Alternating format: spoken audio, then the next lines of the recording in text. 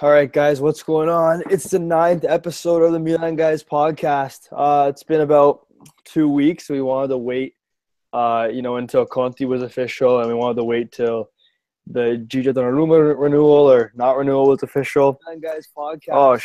It's been about 2 weeks. Okay, my bad. Okay, so looks like we're ready to go here. It's a really, really big day for Milan fans, and unfortunately, the co-host Mike always bails. That guy. I'm gonna kick him off the page soon. Just kidding. He's doing some right now, but I'm pretty sure he's gonna try to join in before we're done. But I'm here with a very special guest, actually a good friend of mine. You definitely have seen him on Twitter before, Aadam Ahmed, Interista. Adam, what's going on, my friend? Milanista, actually, but I am fantastic. I'm so happy to be on and discuss the absolute madness, the world of Milan. Milan are coming. Yeah, Milan. So it's a pleasure to be on. Thanks so much. Yeah, I'm trying every single day to get Adam to turn from an Interista to a Milanista. I think it's working. Slowly but surely, I think it's working. So, ton to talk about today, and I brought Adam on because he stays on top of Milan things too. He sees exactly what's going on, so he can definitely put some input on it, and he can put some like non-biased spins on it too because he's an Inter fan, but he likes Milan. It seems like he likes Milan. He just loves Milan badly. Anyways, let's get right into it. I'll kind of start because you probably didn't watch the match today. But so Milan were victorious 4-0 against Lugano in Switzerland earlier today. It was the first official friendly of the summer preseason. It featured 4 newcomers: Calhanoglu, Ricardo Rodriguez, Matteo Musacchio, and Frank Yannick Kessie, all debuted in the Rossoneri colors. I was impressed with all of them, to say the least, and that's not really biased. That they all looked pretty good. There was a few veterans in the lineup, such as there was Ignazio Abati at right back, Riccardo Montolivo at regista, Marco Storari started in goal. Gabriel Paletta, who has been rumored to leave Torino or Valencia, also started. But yeah, it was all around a pretty good match. Milan got off the hop really early. Really nice link-up play between Frank Yannick Kessie to pass to the Cutrone. He held it up for Andrea Bertolacci, who is also on the verge of leaving for back to Genoa. And he put a nice ball in for Cutrone, who with a lovely finish with his left foot. Just 2 minutes into the game, really got us on the right foot. And then in the second half, Crociata, another youth, he's a youth midfielder, off a great assist from Jose Mauri, the man who was on loan at Empoli last season. He with a really, really calm finish, which made it 2-0. To make it 3-0, Jose Mauri again was involved. He played a lovely dink pass over the top into Jose Sosa, who chested it down and finished it nicely. And then in the 90th minute, the Paraguayan Gustavo Gomez headed in off a Jose Sosa corner, which ended the game, made it 4-0. Really good result from Montella's men. Personally, for me, Frank Kessie really stood out in the midfield. We all know that Milan have had many problems in the midfield for years now, and it looked like Kessie's been linking up well with his teammates, and he uses physicality and his box-to-box awareness to really dominate the game. He only played the first half, but he really looked good out there. And I know a lot of people rate Kessie, and everybody's afraid of him being a one-season wonder, but I can almost guarantee you, bar any major injuries or any unforeseen circumstances, this guy's going to be a hell of a player. Adam, you've watched Kessie a lot. Are you making a video on him? Adam. Okay, you cut out. Okay, well, anyways, Montella did say after the game that he was happy with the team spirit during the match. He said that in the first half, the team, when they lost the ball, they didn't work hard enough to get it back. They didn't focus on the system that he tried to implement. Then the second half, it was a totally different lineup because it is a friendly, right? So they did change it up, and and they did look good. They looked pretty good, and I was impressed. It looked like a different team out there, which granted, because with new signings, you're going to look different. But yeah, I was very, very impressed with the newcomer's performance. Ricardo Rodriguez, he looks like a hell of a player at left back. We haven't had very good left full backs for the past few years either, and he looks like a hell of a player. He was able to push up the field, had a really nice rush with Çalhanoğlu put him through. He pulled off a fake shot and got a really nice shot on net with his right foot. It makes a huge difference when you have fullbacks who can play a huge role in a game. And Ricardo Rodriguez and Andrea Conti, whenever he debuts, definitely do that for us. Borini, I forgot, guys. Fabio Borini debuted as well. He played on the right wing again. He can play a lot of different positions, right? In the attack, he can play striker, he can play the main striker. He can also play like the secondo punta, like they're in behind. He can also play on the left wing, the right wing. So he's very versatile that way. He's a utility guy. Adam, I see that you're back now. I was just talking about Frank Kessie, and I know you said you might do a video on him. What are your thoughts on Kessie as a player, and how high is his ceiling? I think Kessie's a fantastic talent. The way they managed to get him off of Atalanta beating competition from Roma and Chelsea is pretty impressive. I know Man United also liked him, so it was a pretty good signing. I think we can tell a lot from Kessie from how the other Atalanta players have done. We look at Gagliardini, who went to Inter, who also shined there for most of his time in his first season there. And I think Kessie has shown so much at Atalanta that there's so much to be excited about. He's so young, so physical. He's still quite raw, so he still has parts of his game to develop. But I think Milan fans have a lot to be excited about with him. Yeah, for sure. It's really big, especially when you beat a club like Chelsea, on the transfer, when you beat a club like that. And, Kessie is going to be a phenomenal player. You can just tell, no matter how old he is, if he's 20 or 40, we don't know.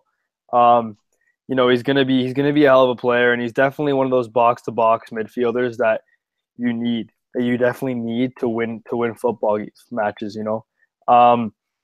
Let's move on a little bit. So, also today, Carlos Bacca also played in the second half today, and as did Mattia De Sciglio. A couple of players, and Yang, a couple of players have been rumored to leave the club. To be honest with you, from my standpoint, from Bacca and De Sciglio, it looked like they didn't want to be there today. It looked like players who don't want to be there, which is actually dumb on their part because playing these preseason matches is almost like a tryout for other clubs watching. So if they're going to be dumb like that, they're not going to be able to make as much money as they can in the new contract from the team. It also kind of screws Milan over too because they won't be able to get as much money. So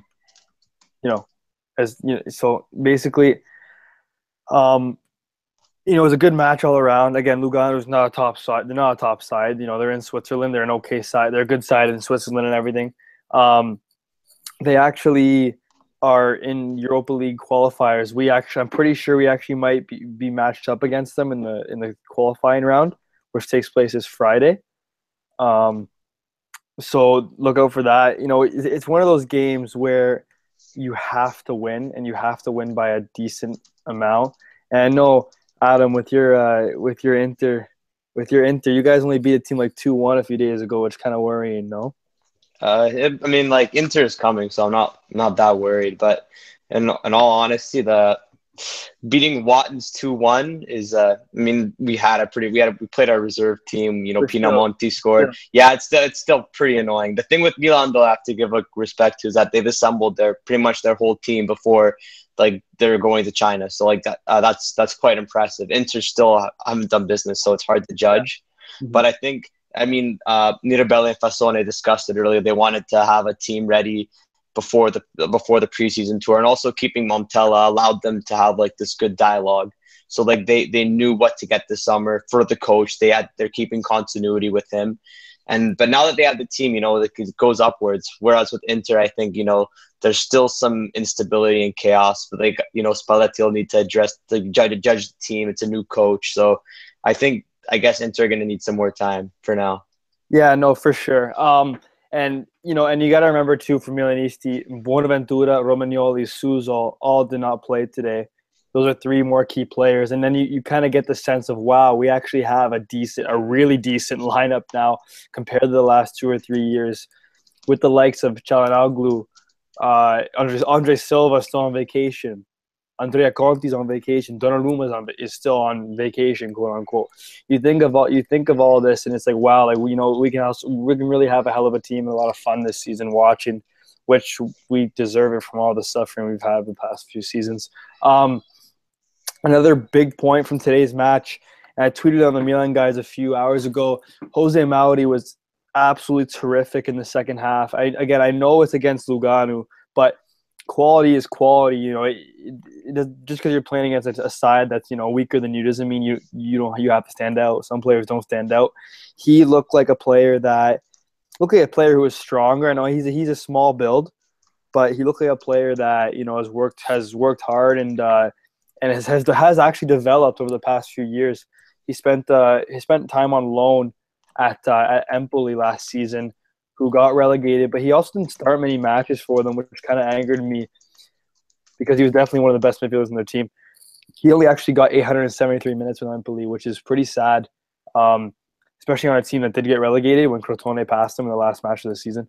So, Adam, I know you know all the Milan players. What do you think about Jose Mauri? I mean, I'm not gonna come out here and say that he deserves a starting spot, but I did tweet something that on my personal account saying that maybe he deserves to be like in the depth in the a rotational midfielder this season. What do you think? I mean, when you look at Milan's midfield, it's probably their area of least depth right now. Especially, I mean, they're going to probably sign like Lucas Biglia or a midfield to take Montolivo's place. But I think, especially being in 3 competitions, Mauri could be really useful. And I had one thing to say about his time at Empoli. So I noticed that basically when a lot of teams do this that are struggling, when you loan a player out and the team starts playing bad, it's usually the coaches usually swap the young players out for more experienced ones to more like journeyman types of players. So you wouldn't see as much of Mauri in the Empoli team. You'd be seeing older players there instead, as they're fighting for relegation. Eventually went down, so that was a bit annoying. So I actually think he should be staying at Milan, especially since they're in the Europa League and they got competitions. Like he's a solid player. Like he's talented, obviously very raw, still has to fulfill this potential that he's got. But I think he could be useful to have. Yeah, for sure. He's only 21 years of age, so I feel like he's ready to stay. But then again, there also is that counterpoint where maybe you do loan him to a club that he's guaranteed going to get 25 plus matches. Honestly, it all depends on what we do in the transfer market from here and from now on, to be honest with you. If Lucas Biglia, there's a report an hour ago saying that Lotito's really driving a hard bargain. So, Lucas Biglia is kind of fading away right now. So, for example, if we don't sign Lucas Biglia or Milan Bade or Krychowiak or from PSG, I mean, if we do not sign a midfielder, which again we might, I know who know you don't know Mirabelli and Fasone, but if we don't, a player like Mauri is definitely a player worth keeping. In a rotation. Remember, if we qualify for Europa League, we're gonna have 3 competitions this year with Serie A, Coppa Italia, and Europa League. So you need that squad depth. Injuries happen all the time, especially in football. So you gotta be aware of that. And yeah, I know. Honestly, Mauri only played a half, and he got 2 assists today. Again, against Lugano, but quality is quality, and he was a standout midfielder, and he looked like a player who who's working hard to try to fight for a spot in this team. That's what you kind of need. And I put it in the live chat here. I said, "You guys think should Mauri stay?" And everybody's kind of saying yes. Silly Wonka said, "Let's see how he does in other preseason games." He's a bit deceptive. Good feet, but bad positioning. It's a good analysis. As you develop, you work on your positioning and stuff, and you do get better like that. Every player can develop, even world class players can get better. So, it's tough to say right now. But as of right now, hopefully he gets more minutes in China and the China tour. But Jose Mauri looks really, really good today, and a lot of Milan fans had him on notice today. Let's go to the next topic, today's game. And Mattia De Sciglio, who's been heavily linked with a move to Juve with Allegri or even elsewhere. He honestly looked like that he did not want to play with Milan today, and it's kind of pissing me off because he did wear the captain's armband, this season. So to think that someone who did wear the captain's armband isn't really respect, he just didn't look like he was interested in playing, and that kind of worries me. And De Sciglio is a player that, again, if you look up mediocre in the dictionary, his picture comes up. But it's like he was labeled a new Maldini in like 2011, 2012, and he never even lived up even. You couldn't even shine Maldini's shoes. And it's tough because like De Sciglio, he has been here like through the garbage days, and now he's still here. But with signing Ricardo Rodriguez and Andrea Conti and having Calabria and having Abati and having Antonelli and still having Bagnoni, we haven't sold him yet at the River Plate. There's no room for him. If you can cash in 15 million euros now, you do it. And he's honestly a player that I wouldn't even care if he went to Juve. That's how much I rate him. Adam, what do you think about De Sciglio? You watch the Azzurri. He's a different player for the Azzurri, but what do you think? Like, what's your fair analysis of him? Is there even a spot for him at Milan anymore? Yeah, I think his Milan career has been very tough. I think he had when he first burst onto the scene. I remember he played in the derby against Inter, put in a pretty decent shift, but ever since the Allegri left, his development's really gone downhill, in my opinion. So like, I'm not sure how mentally strong he is either. He's been through like a lot with the fans. It's not really like they're on his side either. I mean, the problem is though, like if they sell him, Juve are around the corner, and I'm not sure if Milan are going to want to do that. I think the whole relationship with Juve is like complex because I have a feeling next summer Juve will come calling for Donnarumma or something like that. Or I don't. I have a bad feeling about that. I wouldn't want it either. I'm an Inter fan, but I don't want him going to Juve. But I don't think Milan should be opening up dialogue with Juve. I think they should just try to sell him abroad or somewhere else. So that's even though like I don't rate him that highly now. I think they should look for an option abroad, or at very least like loan him out or something like that. No, yeah, I don't know. It's just tough because I don't know. He's just a player that I just don't really care to go to Juve because he's not that good. Like he's not a good player. Like he doesn't add much in attack, and again his defending is not. It's not like he's a world class defender either. Because remember that in the derby when Candreva scored on him, he blew right past him, right? So that wasn't even impressive. Again. But then again, you need players who want to play here. And it just looked like because he also played from the second half, right? And kind of playing in the second half is kind of a slap in the face, right? Saying, okay, like you're not first choice. Obviously Ricardo Rodriguez and Abate were the first choices today. And now with Andrea Conti coming up, De Sciglio just looks like his place is slowly fading away on the team. And I'm gonna be honest here, I'm not gonna miss him that much. I always kind of gave him a chance to Sciglio because he has shown spurts of quality play, but it's just too inconsistent. I don't know. It's just too inconsistent. He doesn't show any emotion while he's playing. His face is always the same. I don't get how your face stays the same. Like in any situation, his face is just like blank. Excuse me. And I don't know. It's a player that I think is who will leave to Juve. I'm not sure because they don't think they want to play. They want to pay his price, which is we're asking for around 15 million euros. And I think they don't want to pay any more than 10. But I mean, go ahead. There's the whole Quadrado to Milan link as well. So I mean, I don't want him. I am Quadrado's biggest hater probably on the platform. Diver, Yeah, no, I don't want him. That's why I was kind of happy in the final when Sergio Ramos did that whole thing when he completely died. I was like, that's karma, Quadrado. It is karma. Yeah. No, yeah, I don't want Quadrado. So I mean, I don't even know if if it came down to if we gave De Sciglio and like 5 million euros for Quadrado, okay, fine, like whatever, like who cares? But like again, if I apparently don't want to sell him for anything under 30 million. No way I'm paying 30 million euros for a 29-year-old diving Colombian guy. No thanks, I'm good. He doesn't fit with the mentality. He's a Juve player. He doesn't fit with. And also 30 million to Juve too. No, we'll just keep that. We'll just keep that out of their pockets for now. I'm not making them richer, for sure. But again, if Sciglio wants to go play with Allegri, he can go. I couldn't care less about him. Another guy is Carlitos Bacca. He just never has been able to, gel in Montella's 4-3-3. There's strikers who are better at different formations. Bacca scored 20 goals when he played with the second striker under Mihalovic. He played with Niang or Luis Adriano, and he did well. But ever since we came in, ever since we came in with a 4-3-3, Bacca's not able to work by himself up top with wingers. Main reason why, because he has like cement in his cleats. He doesn't move that much. And he is a fox in the box. He is a class finisher. When he does get the ball in the box, he usually scores. But it's all about getting the ball to the box, and he's obviously struggled with that.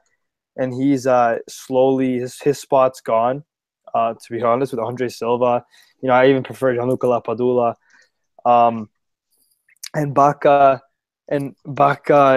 he's gonna leave, I think. But it's the biggest thing is finding a suitor for him. Apparently, Marseille want him, but they don't want to pay 20 million. They just want to loan him. We can't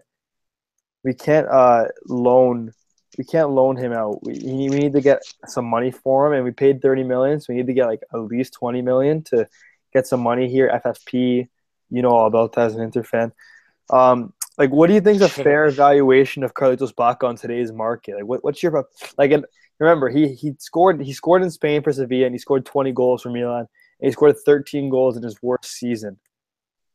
Yeah, I mean, the thing with Bacca, I know Matteo Bonetti pointed this out one time. He was he's a pretty limited player, but he still finds ways to score goals, which is the stats speak for itself. It's pretty impressive. I didn't think he was that good last season, but he still managed to find the back of it in a decent amount of time. So, I mean, when it comes to transfer fees, it all depends on, kind of where you're selling him, the mode of the transfer. So Milan should probably try to sell him out, right? I mean, obviously, if you were maybe in Milan's situation, you'd probably try to sell him to China for 40 million or something like that. But I know that there's the link with Marseille, which is Marseille have money now, so they got a decent amount of cash. So that could be something. I think looking at his age, his goal record, and his value, I'd say 20 million. I'd accept that. It seems like a fair valuation. But it looks like if you're dealing with richer clubs, then why not try to push that higher? I know Mirabelli and Fassone have been fantastic at negotiating, so they'll probably try to milk out as much as possible. But I'd take 20 million for sure. Yeah, it's just tough. You just got to get rid of him and get his wages off the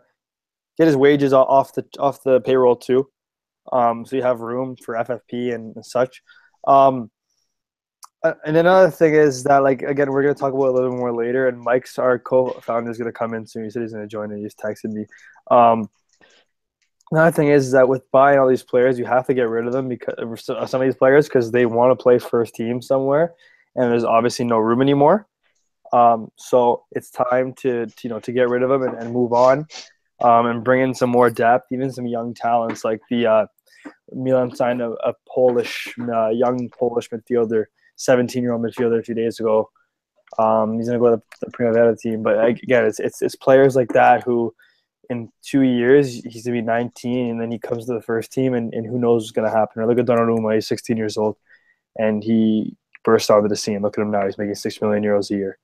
I think with Bacca, another thing is you might want to loan him out with an option to buy or something like that because he could – he's had attitude problems in the past. So, you don't want him causing problems in the dressing room. Milan, it's an optimist – it's a place of optimism right now. So, you don't want a guy like that who's in his 30s now causing problems and stirring up controversy. So I mean, if you could get him out loan with option to buy or obligation to buy the team, I wouldn't necessarily say no to that, depending on the figures. Yeah, no, exactly. That's a good point. So let's kind of move on. A big part of the show right now. I want to talk about it. I'm going to tweet it out too. Today, generally, Donnarumma officially renewed his contract.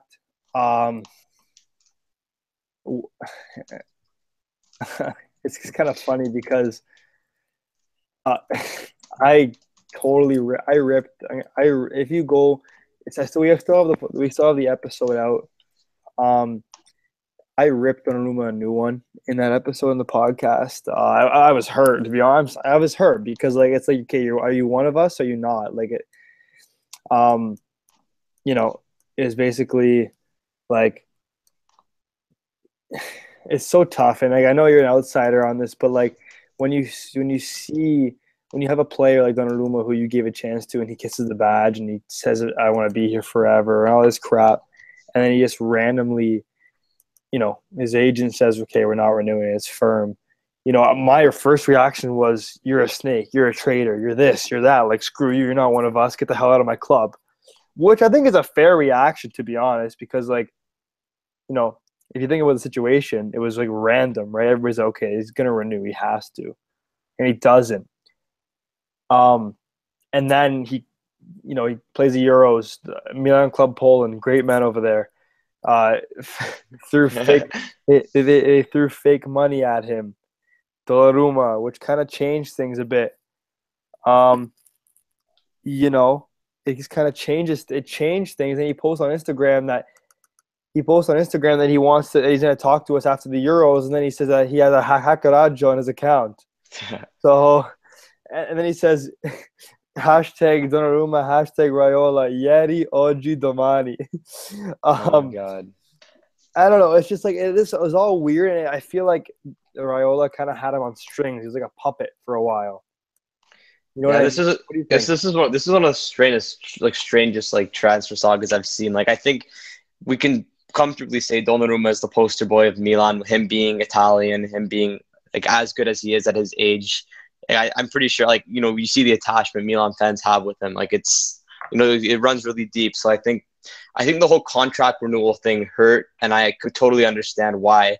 You see Donnarumma as ungrateful. The club that he grew up with, they gave him his debut. They trusted him at such a young age, but seeing him, kind of handle it the way he did, always hanging out with Vincenzo Raiola as well, kind of upset Milan fans. And I can understand that. You think about losing him for cheap, or even losing it for free.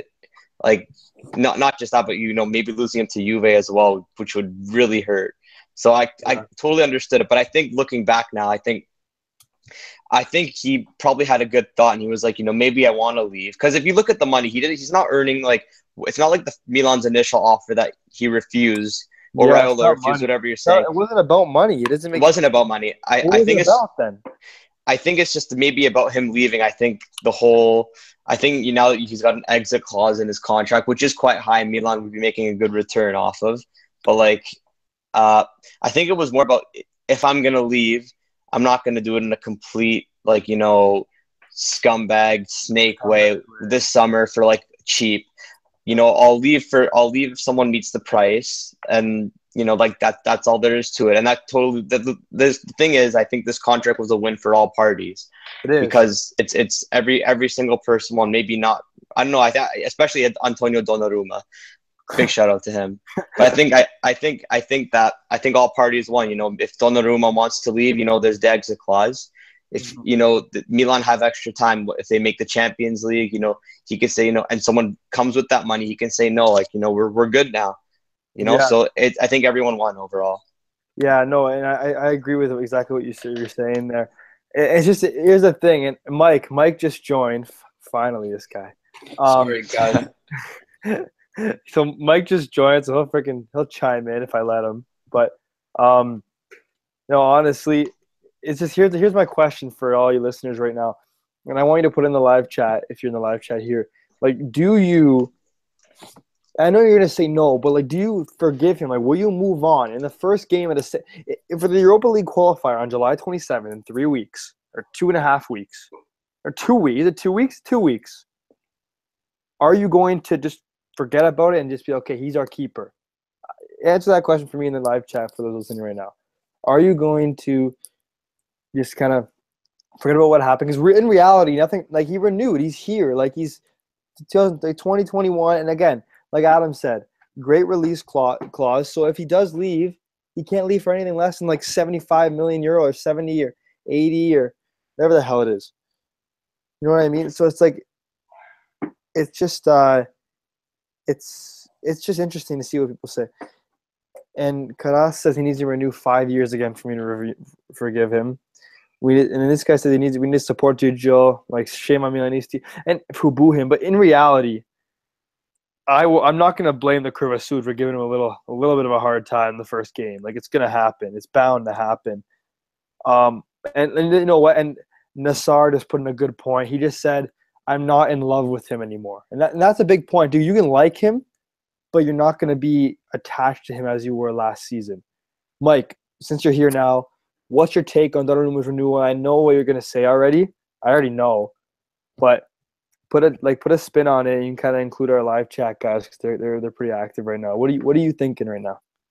Okay, well, I kind of like what you just mentioned what the individual said in the live chat. I don't love him no more. Like, I don't have that same – I don't look at him the same way. Yeah. In theory. Now, am I happy he renewed? Of course, because as you guys have probably already mentioned, I don't want to be redundant. Great goalkeeper, could be one of the best in the world, especially if he stays. Could be a Bandiera if he stays. And also we have that release clause, whatever it's going to be, 70, 80, whatever it is, that if he decides to leave, once again, he renewed so we can sell him for basically full value, essentially. So it is a good deal. Obviously, no one really loses.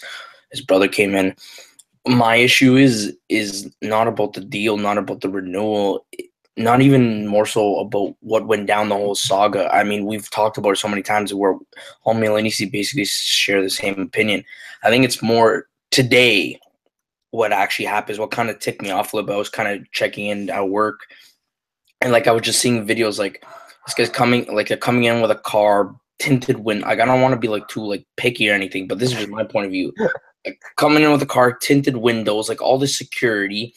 There's like doesn't come out, like, say hi to the fans or anything like that. And then there's no official announcement. Di Marzio had to come out and say it before even Milan announced it. Comes out, there's just one picture, and then he just leaves, like, so quiet. Like, it looking like it honestly like reminded me of like when the president of the US like goes somewhere, like they have all this social security and all this kind of stuff. Like, I would just like, I know he's meeting at Casa Milan tomorrow, and maybe I could be proven wrong. He comes out, apologizes to the fans.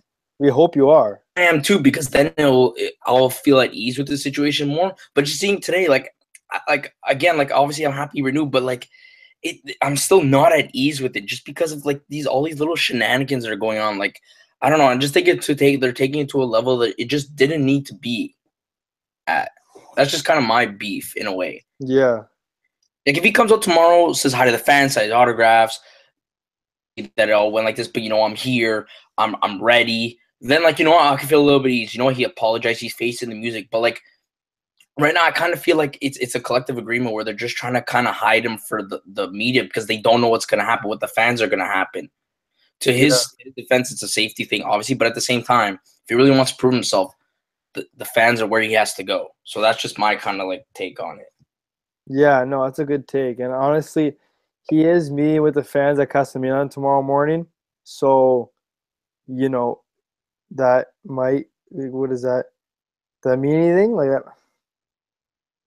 I don't know. Like, it depends how it goes down. He's talking to me on TV tomorrow with Mario Suma, and he's going to talk to them. And I'm expecting him to say, "Hey, listen, I'm sorry for everything that happened, and I want to be here." He's probably going to say that, right? Yeah, because like I was expecting like even something so simple. Like, he's been on Instagram posting pictures with his girlfriend and his boyfriend Enzo Raiola too. He could only like once post a picture of himself in a Milan jersey and just be like, "Oh, like we'll see after the under 21 what will happen," or "I still love you guys." Like, I know it sounds dumb, but like to fans, it means a lot. But he did put that picture saying, "I want to be here and we'll talk about it after the Euros."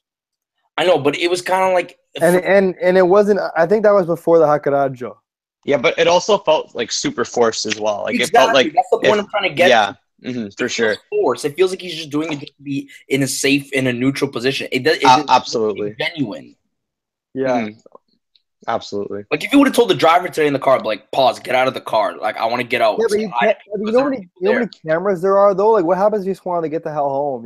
Like. No, I understand, but like what I'm saying is, is like if you truly want to prove yourself, like you do something small like that to be like, you know what? Yeah, but isn't that what he's doing tomorrow though? Like, isn't that what he's doing? No, but that's kind of something that's set up. That's something that's formal. Like you have. I don't know. You don't have to. Renewal. No, what I'm saying, like there be when Bonaventura renewed, there wasn't a press conference. Well, he didn't make an entire soap opera for over a month. He didn't. Okay, but you know what Donnarumma is doing now? He's sorriso in sempre right now. I don't know how much he's gonna be sorrisoing if he makes a couple of mistakes in the beginning. I mean, he'll be sorrisoing with his brother making $1 million a year and him making his crazy salary. I mean, I would be sorrisoing sempre real hard. Not gonna lie. Chorizo yeah. But I don't know, man. Like that was the best. That picture, that picture is still the best. It's still on my phone. It's my most used picture. I think the best word to like describe the situation is just leaves a sour taste in your mouth. No. Like that's what it is. No, I think the best word is definitely hackeraggio. No. Yeah, hackeraggio. Do you even hackeraggio, bro? Like the way I see it, like I have an interesting analogy for it. Like when you see Donnarumma now, like you just see him in a different light. Like just like what you guys touched on, like I don't love him anymore. Like it's like losing your innocence. You know when you see a kid and then maybe they go steal something or do something pretty like gutty and then you see him again. Yeah, like you don't see him in the same light. It's like that's something for sure. But for example, but here's the thing, and I tweeted this today. He gives us the best chance to win. So of course, there's no denying his talent or what. I know, but exactly. So why don't we just be like, okay, like whatever, just forget about it. He can call him a snake, whatever. Did he really snake? He didn't snake us at all, though. He just renewed 2 weeks later. I think what it is, I mean, I guess I can only technically speak for myself, but I feel like I could speak for quite a few Milanisti. We've been through a lot the last couple of years, right? We got a new management, clearly pumping out money, buying good players for once. So it's kind of. And then one of the pillars of this entire rebirth, like if effectively not the main one, basically the main one, he's young, he's an incredible goalie, wants to leave. It's kind of like, whoa, is everything too good to be true? Is everything like just kind of like? No, I know it was weird, but is there a thought in your mind that maybe his agent did have him on strings? Oh, he we'll never know, but like because we know so many stories about his agent and what he does. I mean, you can basically guess. He basically brainwashed him in a sense. He basically manipulated him, and he got it to a point where they were literally the best friends, including with his other brother. It was like like such a trio. Now, here's the thing. Now, here's another point I want to bring up. Like, okay, Raiola clearly didn't want him to stay. Want him to go to Madrid, whatever. He wanted to stay. Okay, fine. I believe that he wanted to stay. He got brainwashed, fine. But here's the thing that kind of messes with me. It's kind of like, okay, if you really wanted to stay and the guy who's holding you back is your agent, why would you not let go of him to truly profess your love that you wanted to stay? Hamsik did it. Niang did it. Why can't he? If he truly truly wanted to stay and loves the club. You know what I mean? But no, I know, but it brings doubt in my mind that okay, but then again, you gotta remember, guys. You gotta remember, he was also in trying to focus on the Euros too. This is why it was a problem with that. Like, I don't like how this all happened while he was playing for the Euros, because in reality, he should be just focusing on the national team when he's with it, right? I know, but I feel like it was so perfect that the national team just had to come out that he had to focus on the national. You know what I mean? Like it was all plotted so perfectly. No, I think Raiola had some a really big part in this, and think about it. Sky Italia said that Donnarumma's family wasn't alerted of Raiola saying no until until they saw it on Milan TV. Doesn't that say something? Yeah, but to the family's defense, it's kind of like when you hear a story like, oh, the kid runs away from the family and go join someone else. Like that's basically kind of what he did. He didn't even let his own family know what was going on. No, I know, but did he? My question is, did he even know what was going on? That's the thing. No, come on, he would have to. Come on, there's no way. But it's Raiola. Doesn't matter. They seem like they were in cahoots the whole time. But how were they? It's because he had Ieri, Oggi, Domani? By the way, I think that was Raiola who tweeted that from his account. Regardless who tweeted it, a baby could have tweeted. It doesn't matter. At the end of the day, doesn't matter who tweeted it. It's still on his account. So it's still his voice, regardless of who tweeted it. We see it from him. Doesn't matter. And Raiola saying no at Casa Milan is also Donnarumma's voice, whether like, you know, what happens behind the scenes or not. Like I find it hard to believe that it was Raiola just simply went to Casa Milan and just said, "Yo, nope, not renewing, definite decision." Like definitely wasn't just him. No, And it's because him and Mirabelli got into an argument. I wouldn't know if it's, but like I don't. I find it hard to believe that like Donnarumma like. That it's just he just made the mind with a flick of the switch, you know. Like he'd have to be having discussions with Donnarumma. Like exactly. The whole thing is like you hire Mino Raiola for a reason. Donnarumma hired him recently. It's not like he hired him a long time ago, saw what he did with these clients, and then like got rid of them. He hired him for a reason. So like I feel like, you know, what does he want? You know, it's hard to know what Donnarumma's true intentions are, but he hired Raiola for a reason. And you know what you're getting with Raiola when you're hiring him. So, like, you're basically effectively, like, kind of, like, you don't have to be prepared for this type of stuff. But you know the games he plays. You know he wants to make commission. So, if you're going to choose him as your agent, you got to be prepared for it. That's why I tweeted out a long time ago, like, I put all the blame on Donnarumma because at the end of the day, he was the one who hired him. Yeah, you know what you're getting into if you hire him. I know. I understand that. But, like, I don't know. You know what pissed me off, though? Like, why did he say "Sorriso sempre"? Why did he say that? I don't know. Someone yes question. And he said, like, that's what pissed me off too. Like, I know it's a banter thing and it's a funny meme. Oh, it was hilarious. The best picture. Yeah. Ever. It's the best. But like in the moment when I saw, like, people were right. Like this guy's like head over here. It's like head over here. It's like this guy's like lost it. Like, and people are right to say that. Like, just the way he was acting so cocky and so annoying. Like, I just wanted to beat him up at the time. He's pissing me off. A stupid smile, like it was getting me so mad. Also, that he didn't really play that well in the Euros either, like in my opinion. So, like, I mean, like he had a bit of a turbulent time. So maybe he looked back on like, you know, maybe like I need to kind of stay grounded. Milan's, you know, yeah, I know I can perform this. Like that's why I signed my extension. I saw one genuine moment out of him in this entire saga, and that's when he turned around and he saw the money, and he made a face, and like you could see the disappointment, and then he kind of like tried cracking his neck. Yeah. Oh yeah. That's something you do when you're kind of like embarrassed. So, like that's the one moment I can pinpoint where like I know he was genuine. He wasn't Sorriso in sempre there. No, he genuinely felt that. Like he felt like a sense of disappointment about that. I know he did. You can tell in his face. Jeez, I don't know. Like, he was pulling an Icardi after Milan scored in the 96th minute. This man he looked like he was gonna cry. No, he did. I could firmly like agree with you on that. I don't know. It's just he's not Donnarumma though. I think we have to get. No, I removed that from him. He's not. He's not because it wasn't for money. He could have got more money somewhere. You know what I mean? It wasn't about money. It wasn't about money because we gave him a good contract. No, yeah, no. It's just the way it was handled. It was just poorly executed. But in my opinion, though, this story's not done. It's not done. I don't know. I think it's done for this season, though. Nah, next year, around April, even if Milan do well, you're still gonna hear rumbling. But if it's a rumble, but here's the thing: the rumble can't be anything less than 70 million euros. I understand, but no. I'm not arguing against that. Like, obviously now if we sell him, like we win because obviously we get like great money for him and we can put it back into the team. I'm not denying it. But what I'm saying is this whole saga of like let's say next year, right? Milan finish top 4, they get Champions League, top 3, whatever, right? They do really well.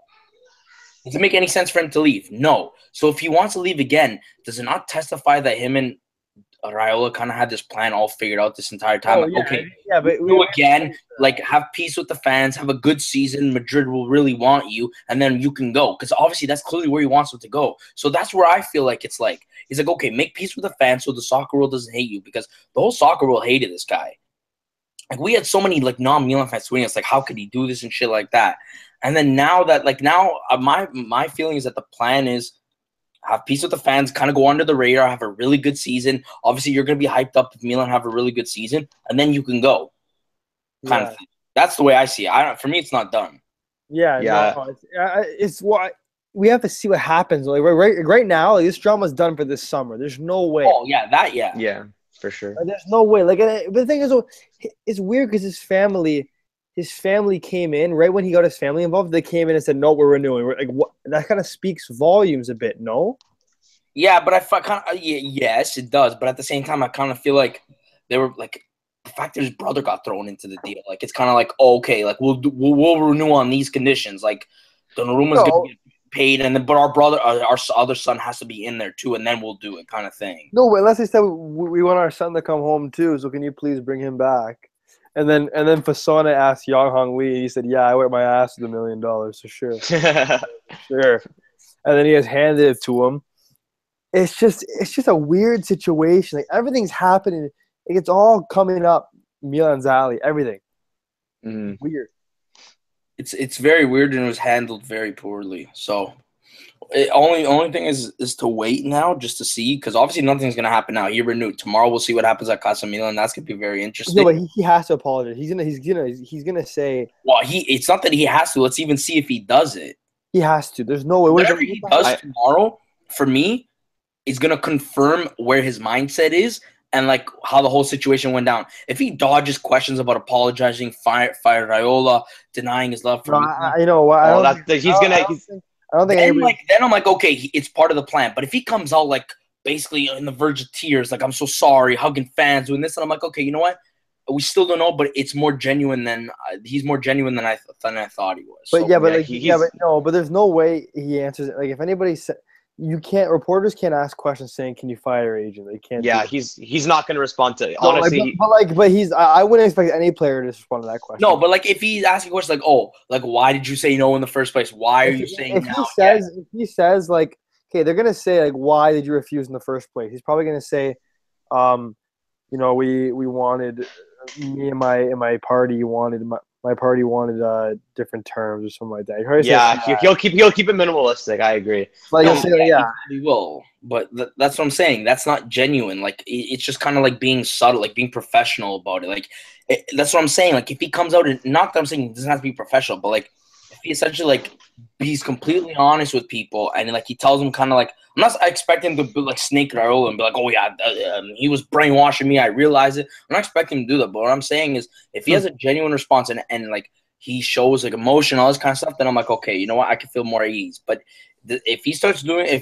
like trying to dodge questions and it's very quick and he's not, and like, I don't like, you know what I mean? Then like, it's kind of like, well, I don't know.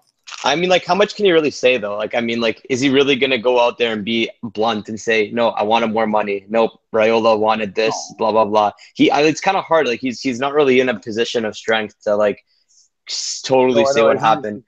I think the we'll have to look to like to how he performs on the pitch. If he's like, you see he's playing with heart. We'll have to judge him for how he does this season, in my opinion. That tomorrow won't really, in my opinion, just be like, it'll give a taste. That huge. It'll give a taste. It won't really be a defining thing, in my opinion. I think what I'm curious to see what like guys who were there last year, like Romagnoli was friends with him, Calabria, Locatelli, like those guys. Like, what is their reaction when he comes back into the locker room, like into the train at Milan? Like, obviously they're gonna be friends and they're happy he's there, but like, it's like, is their relationship a little bit weirder now? Because to be honest, like I'm thinking like with my friends too, like if them wanting to leave and then like they come back, like you kind of always have this doubt about this person now. It's a natural human reaction. So I'm curious to see what like his relationship with the players are now. Hopefully it's gonna be a good one because we need it on the field, but also with the fans, like because obviously the fans go and watch the training and stuff like that. So I'm curious to see like what the response is and the reactions. It's gonna be really interesting to see how it unfold. Yeah, no, I know, and you're right, but just like I don't know, it's just so sick. I don't know. I freaking love the situation. I love it. It shows we have balls. Our manager. It's just publicity. Yeah. A lot of balls. It's the whole lot of balls.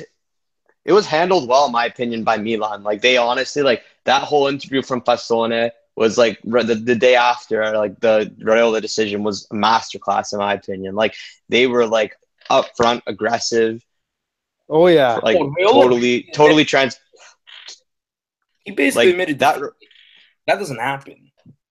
Yeah, like the whole Donnarumma 1 hater 0 thing is like, bro, like stop trying. Like you took Raiola, I don't know. I'm not gonna say Raiola took it now because he's gonna be making more money after this. But like, don't act like Milan lost out here like completely. Like Milan showed their strength. They showed that they're not gonna get taken hostage by like players bigger than the club. So I think it was handled great, in my opinion. Oh, by us, 100%. Very impressed and very happy to see the way they handled. Because in the past, he would have been a goner. Yeah, no. I agree. And honestly, like, it's gonna be interesting. But you know what? He's our goalie. He's our goalie, and it's just tough because like I was like so in love with him last season. I can't just hate the guy. Like he's on my team still. Like it's gonna take a while to get back to that. No, but like right now, I'm using him on FIFA again. You know, like I'm using him. Yeah, it's okay. Inter have Yuto Nagatomo, Christian Ansaldi, Andrea Ranocchia. It's okay. Your hate for him will never match my hate for those guys. So it's okay. Potenza. Hey, Potenza. Inter is coming. Inter is coming. Yeah, it's coming like coming to a Serie B near you. It's coming. Literally got it just from the weekend, like from that Starboy album. Jeffrey Kondogbia, see. He's not that bad. Like honestly, he's not obviously not as good as like he's not great. Like he's not a bad player. Like hey, put it this way: would you rather have him or Kessie? I think at the current moment, Kondogbia is better, but Kessie's gonna surpass him. Like oh god, Kondogbia is like Kessie's good.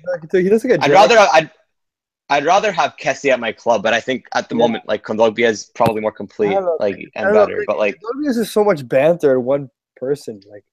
Just so much banter. I feel like he's gonna be a beast. Oh, I think Kessie you already missed it, Mike. You missed our discussion about Kessie already. He was a beast today.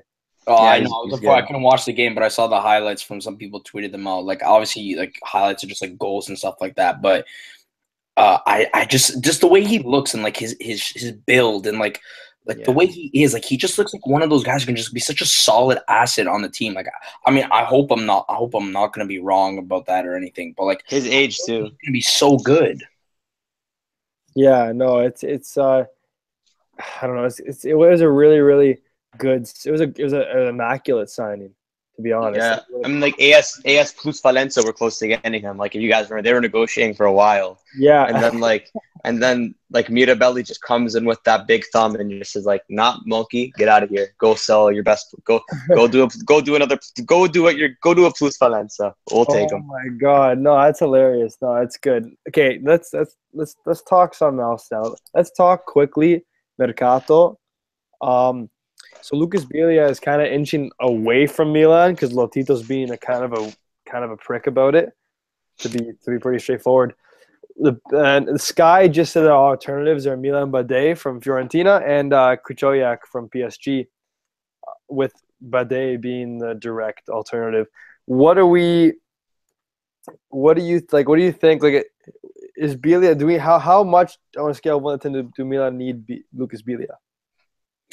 I don't know how to word this, but I want to say, I think Milan, to kind of reframe your question, Milan need a guy like Lucas Biglia, 10 out of 10. Lucas Biglia is a guy we need, the type of player we need. Can we get better? I don't know. I feel like Badel, the guy from PSG, I honestly don't even know how to say his name. But regardless, I don't want to say they're downgrades because that's not fair, because effectively they can even be an upgrade to them. We don't know. We haven't seen them on the pitch on our team. But like they're like one step down, I guess, in theory you can say, because obviously Biglia has had like a pretty great career at Lazio, especially a couple of years ago. Everyone like wanted him. So I wanted him. I thought it was going to go through. A lot of people saying we're going to go through it. Get like Lotito, I guess he just wants to lose him for free.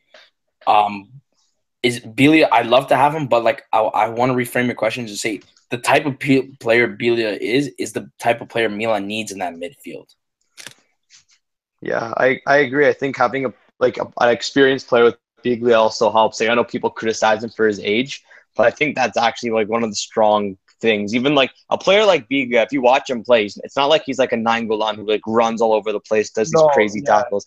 He's kind of like reminds me of Pirlo, but obviously he's not like as good, but he reminds me of Pirlo like in some ways. I think he can, because like I mean if you go to my old tweets and search up my username in Biglia, you know I wanted him at Inter a good amount, like a good while ago.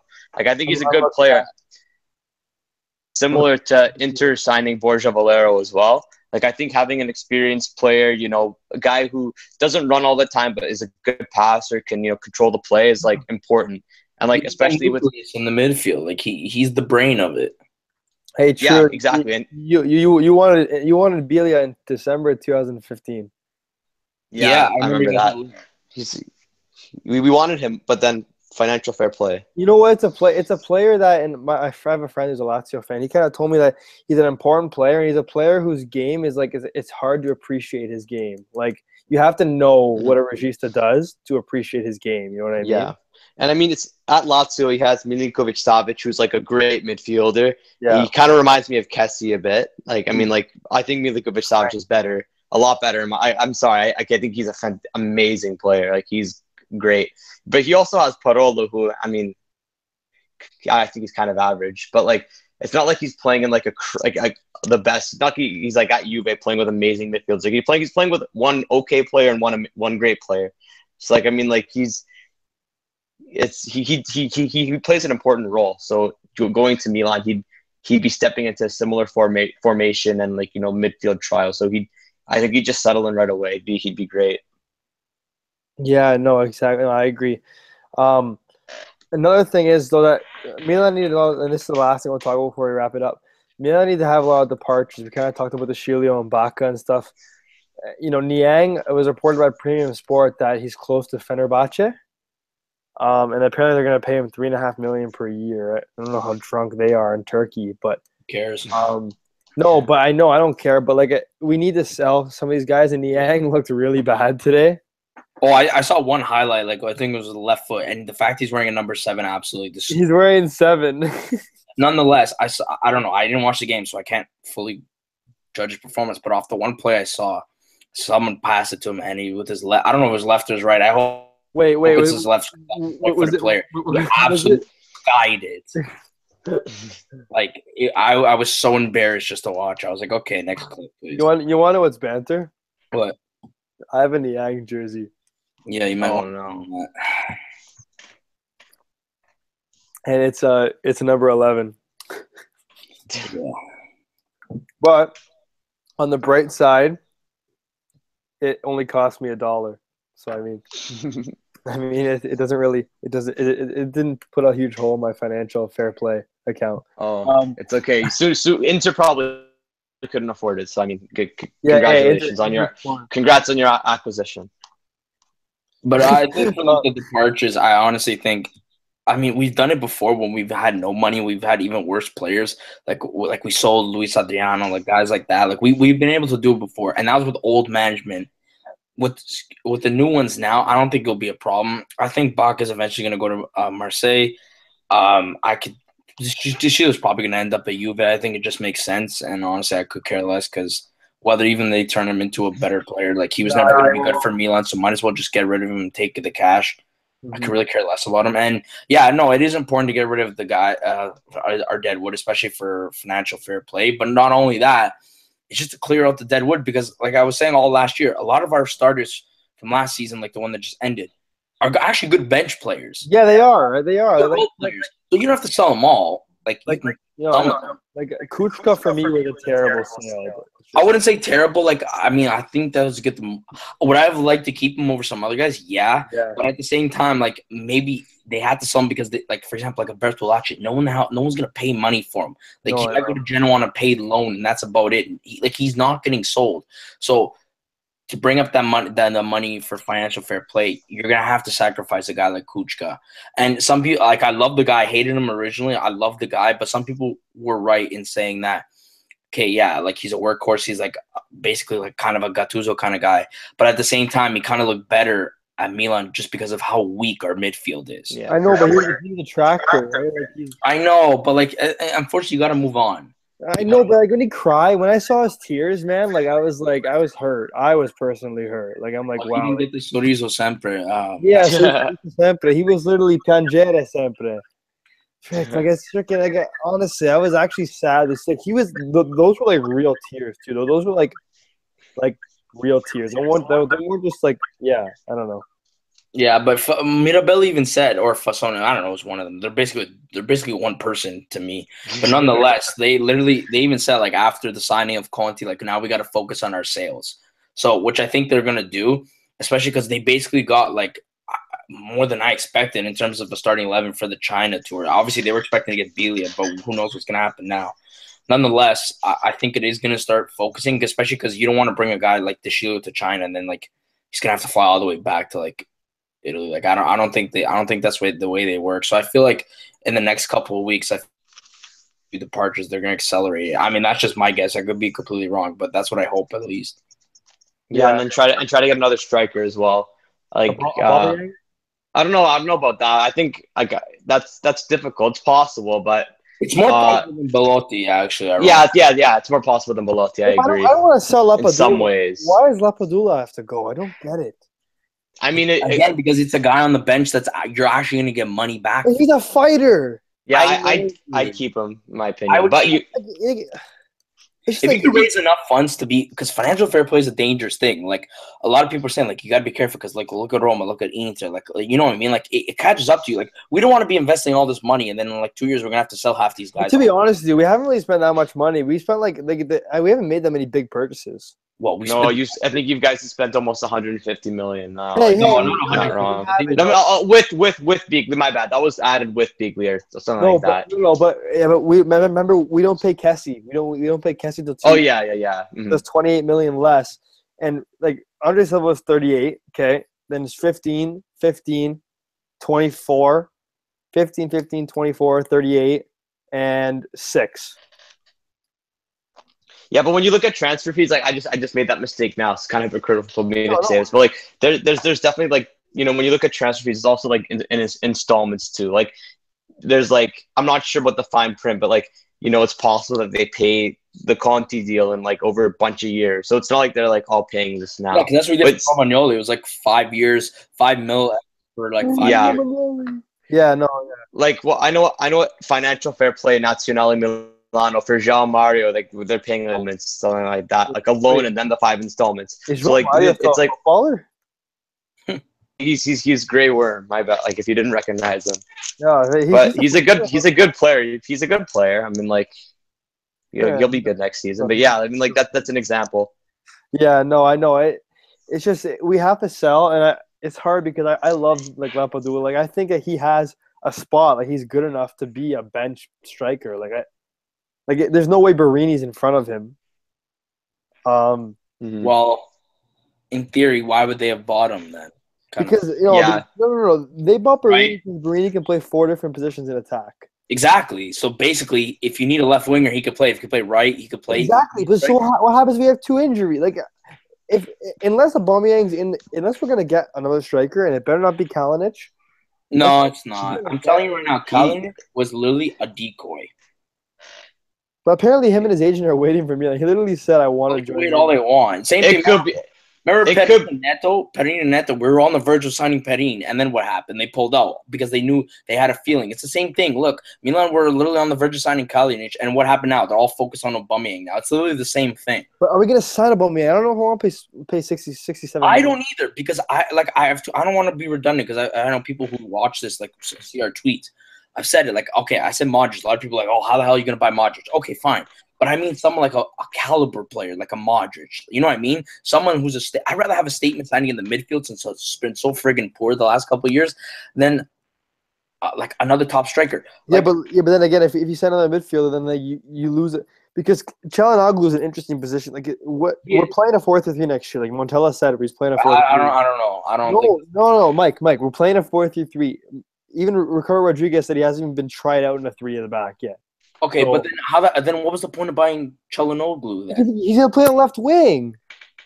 Or Bonaventura can go in there. Plays on left wing. I don't know.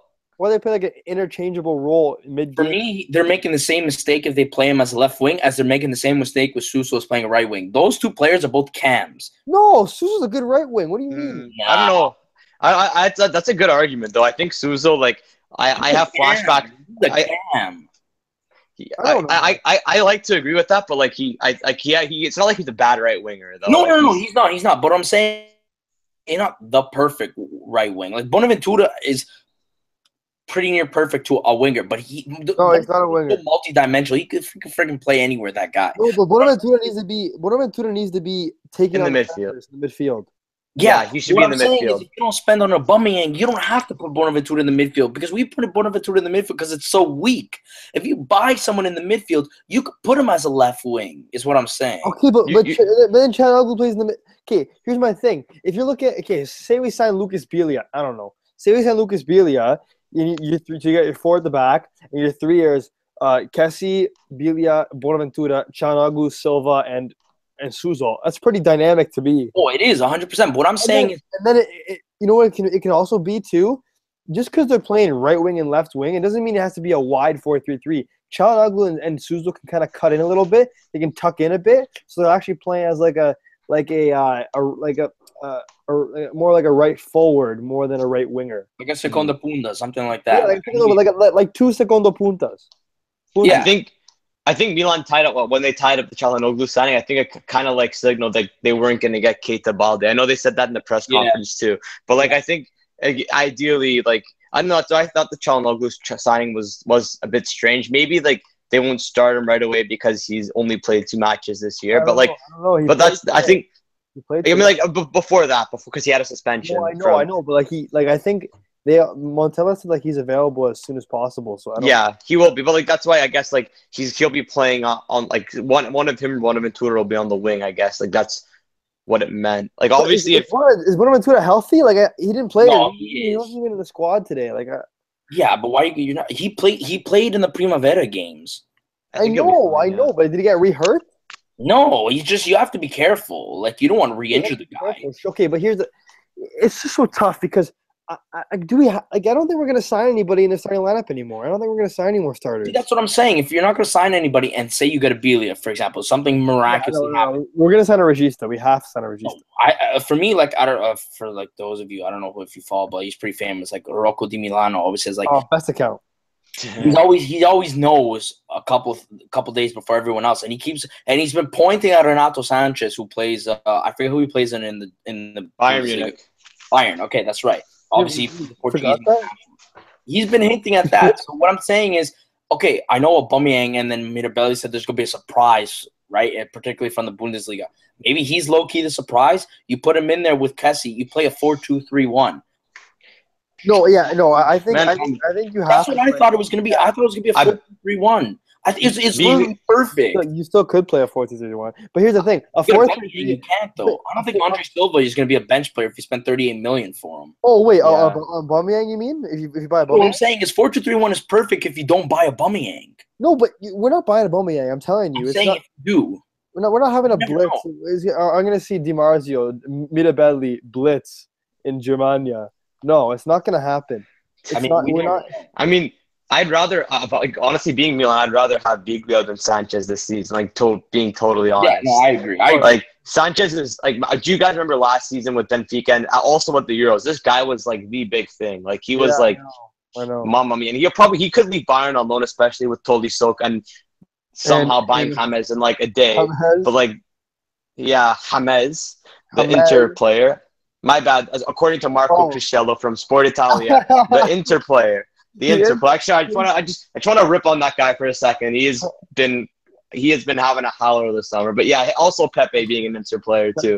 Need to add on to that. Have you seen the one? Yeah, Pepe, clamoroso, doppio colpo per l'Inter. James e anche Pepe. Mamma mia.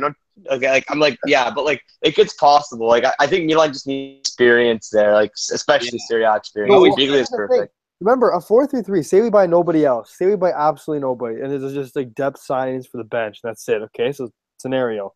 You can format. Remember, a lot of formations change in game as well, right? You're right about that. I'll give you that. So if you have a 4-3-3, right, you have, as it currently stands, and don't kill me, look, Montolivo, Kessie, and Bonaventura in the midfield, right?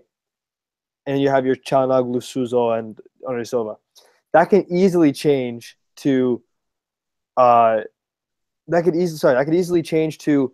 basically Kessie and Montolivo with Bonaventura on the left, Çalhanoğlu in the middle, and Suso on the right with Andre Silva up top. But that's what I'm saying. Why doesn't he just do that originally? The 4-3-3 is so bland and boring. We saw there's no creativity out of it. It's just straight long balls and passing to the wing and hoping for the best. Who, Montolivo? No, just in general, the whole play.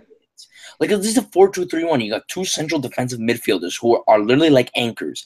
You got Bonaventura who runs an entire game back and forth, back and forth. Susu's a pretty pacey guy. He can run back and forth, back and forth. You can sub him out if he gets tired. And then you have the lone striker. Bonaventura's creative as hell. So Susu. Chanunoglu, who for me is a cam. He'll give perfect service to Andre Silva. It's the perfect formation for me, especially if you get a guy like Biglia. Like, that's what I'm saying. Like, this 4-3-3, it's like, it's just so dry. Like, I don't know. I don't know. It's just, it's going to be interesting. I don't know. Remember, we're not going to make any signings when we're in China. Like, there's no way. I mean, it's possible. No, we're not, though, because Mirabelli and Fasone are going to be in China with the team. No, knowing Mirabelli, that man could be in like 5 places at once. I would not like. You know, doing Luca will like this. Do you remember when Milan were playing? If I'm not mistaken, it's when Milan actually came to Toronto. It's and Galliani was in Italy still. No. Oh, I remember that. I remember that game. No, then Milan. I was there. I was at that game. No, Milan went to the U.S. and while they were there, they played Liverpool. Milan met with Liverpool, discussed a deal for Balotelli, and then brought him. Yeah, no, I remember that. Or sold him. I don't remember. I don't remember who he was with. That pissed me off. Yeah, they sold him or whatever. Like you do the meeting while you're there because both teams are there, and then when you get back, who are we meeting with though? Is this Bayern and Borussia Dortmund there? Yeah, Dortmund. Exactly. We're not. I don't want a Aubameyang. I read Sanchez maybe, but I don't want a Aubameyang. I don't either.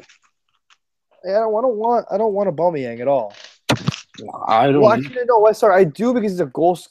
It's tough. He's a goal scorer. You know exactly what you're gonna get from him. But like, I said it a long time ago. I put my hierarchy was Morata, Belotti, Aubameyang. Belotti's a dream now because. No, I know. I know, but honestly, what I'm saying is like Aubameyang is one of those guys. Great, don't get me wrong, but like I said before, he's not the guy. Yeah. Well, I mean, he did have like I kind of disagree, but I get where you're coming from. Like I'd rather take Belotti and Morata over him. 100 million. But no. Also look at it as well. If you pay 100 mil for Belotti, like considering his wages, he'd be asking for considerably less than Aubameyang too. Like Aubameyang, like he's also negotiating with a Chinese club too. Like he wants like. What was the Milan were offering like 8.5, 9 million euros a year for him? And Belotti would probably take half, maybe less than that. In my opinion. So like you just don't know though. Like you just don't. Yeah, you don't know. That's the thing. Don't know. And it's like basically we have to figure something out. And we wanted to bring Biglia to China. We wanted to get it done, but you know what though? Honestly, I wouldn't even be surprised if waking up tomorrow and then a few hours later I see Biglia. Milan è fatta per Biglia. Like I won't even be surprised. Like it has medical visits Thursday. Triple handshake. It's triple handshake. Mirabelli touches his thigh. Did we even sign Antonio Donnarumma today? Nobody announced it. That's what I'm okay. I don't want to go back to it, but that's what I'm saying. Nobody So gotta have that. They gotta have that Mirabelli Fasone video of them traveling around the world and going to Greece to sign him. Oh my god! It needs to happen. Like I don't know. I don't think we signed him. There's no. I look on the website, no official announcement, and like he just kind of faded away. It's like it was a troll or something. Or maybe they just did it to tell Donnarumma to resign, and then they just kidnapped his brother. yeah. It's gonna be an Amber Alert for Antonio. Honestly, it's gonna be an Amber. No, but. No, seriousness, no. Like you have to. We can't have Montolivo starting, right? Yeah, he's not. Like, I don't even hate Montolivo. Like I don't hate him that much. Like everybody likes him in the locker room. Why? Yeah, one of our guests mentioned that when he came on. Like I forget who it was. But he can't be that bad of a dude. Like it was like an Ambrosini type of. Yeah, I know. I'm pretty sure it was. Locker room. I think it was Jurgen. I think it was. No, it was I forget. Was it Caras? No, it was Matt? No, it wasn't Matt. Was it Rodrigo? It was an older gentleman. Older? We didn't have any older gentlemen. I don't know. Are you drunk? It was somebody. Oh, it was somebody. And wait, was it Patrick? Yes. Patrick. I think. Okay, yeah. Patrick. Okay, yeah. No, it just seems like everybody likes the dude. Like, why does everybody like him, but he's so hated? Like, okay, sure. Like, but you got to be honest though. What his agent said about Montolivo got targeted in the dark times, he's not wrong. Like Montolivo, like, when we lost the game, even when it wasn't Montolivo's fault, he got the blame for it, right? Like, he's not wrong. Like, he's not like. Do you remember when he got injured for Italy, and then like right after was that the weekend before Locatelli scored that with the Milan Juve game? Yes. Yeah. He got injured, and then Milan go on this amazing run, and then even Berlusconi says maybe it's because Montolivo got injured. Like I know something like that. And no, I think the best was when Galliani said, "Me and Montolivo joke about who hates who more, or who more." Legendary. Oh, I love you, Uncle G. Condor. Condor. He was sick. He was the one. Do you remember last summer when we went to go to the U.S. last? Yeah, we went to the U.S. last summer, and Galliani stayed back for the transfer market with $0 budget, with $0 million. I love that guy. Never forget when the tweets were like, according to Sky, Milan have a budget of 0 for this Mercato. Like the picture of like the Galliani bird. Yeah, the Galliani bird. We have a picture. We have a budget of 0, and they actually put like the euro sign too. 0 million euros.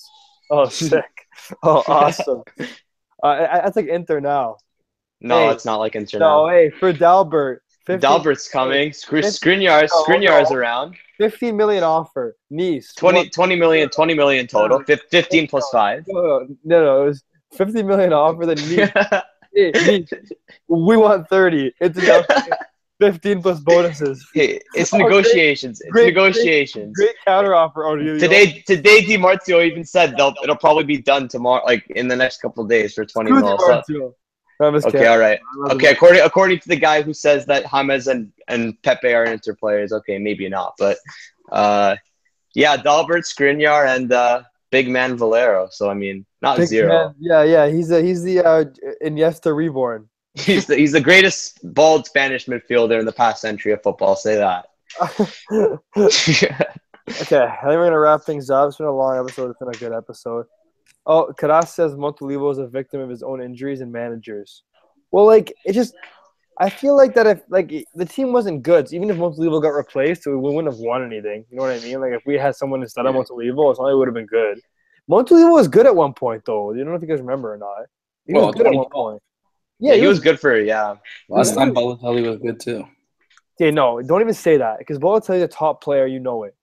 Yeah, Balotelli is a campione. You know he's a campione. He's a top. I'm an Inter fan and I still love him. Yeah, that's what he is. Oh my god, Mike hates Balotelli. He's an idiot. Okay, Balotelli's an idiot, but like I still love him. Listen, I'm not going to go on to this. All I'm going to say is this. The guy has I've said this before and I'm going to say it again. The guy has the absolute talent to be one of the best forwards in the world, but he's too much of an idiot to realize that and actually put his talents to use. That's it. What do you mean, though? He's literally so talented. He just gets unlucky. I literally just said he's so talented. But he's unlucky, though. He's not unlucky. He's an idiot. Who sets the firecrackers in their own freaking bathroom? That wasn't him. Okay. That wasn't him. It was his brother's friends, he said. Yeah, the easiest cover up. Oh, it was my brother who texted you. Like, come on, it's grade 4 stuff. Okay, no, it was his brother. His brother admitted to it. It's a bit of both. I think it's just like him being immature and a bit of stupid. Okay, but profiled. But Mike, we're literally talking about Balotelli when he was 20 years old. He's 26 now. Like, yeah, and what has changed? He's downgraded team. What do you mean what has changed? He scored so many goals last year, and he see Nice in France. Okay, and he also led them. Hey, that's where Dalbert plays. Put some respect on the team's name. All I'm saying is this guy was at the top. This guy was playing at City when City were at their best. He was at Inter when Inter won the friggin' Tripletta, and they were 5 years in a row winning. He came to Milan. He came back to Milan. He was at Liverpool, and now look, he's constantly downgraded. Okay. So sorry. He scored 30 goals in 50 Milan games. How is that bad? No, it was when he went to Liverpool, went downhill. Because he went to we shouldn't have sold him in the first place. He scored 30 goals in 50 games. People still blamed him. Yeah, but he needs to get the plusvalenza, and then also him going. Like I know, like him at Liverpool is a weird situation. Like a lot of players who moved there in their first season kind of failed. Also, that Liverpool team was garbage when he was there. Yeah. Like they bought a ton of players. Like they lost Suarez. They bought a ton of players, a whole new team. And he didn't play a lot, and also the whole new team, and it was like difficult for him. But like he's been a victim of circumstances too. Like he's been a victim of racism from Inter fans a lot as well. Like it's he gets destroyed in racism. It's awful. It's awful seeing it happen. Like that was one of my biggest shames as an Inter fan when like that game against Balotelli and like Zanetti was like telling the fans to like shut up. Like, you Yeah, know, he you was don't so- support a team that prides itself off, like, you know, being brothers of the world and just throwing bananas at a black guy. That's just disgusting. especially a But that was former player, and he's Italian. that Like he's that was one of my worst like feelings as a soccer fan in general. Like I felt bad for him. He was the up and coming guy for the national team. The fact that he's not even considered for the national team is kind of a joke, to be honest with you. Okay, but it's at the same time, you know, the Italian what mantra is. Basically, if you're not playing the Serie A or you're not a top player in another league, you don't make it. People make the same argument about Jovinko, and why is that? Because he's playing in the MLS. Okay, but Not just that. It's because like the older players in like team, like we all remember Balotelli in the 2014 World Cup, the whole bust stuff that happened there. Like there's still a lot of players from that World Cup who are in the team. What bus stuff? No, they Italy did awful, and like he didn't play so well. Yeah, and but like it wasn't his fault. and like he scored half our goals. he scored one goal, didn't he? Yeah, 1 out of 2.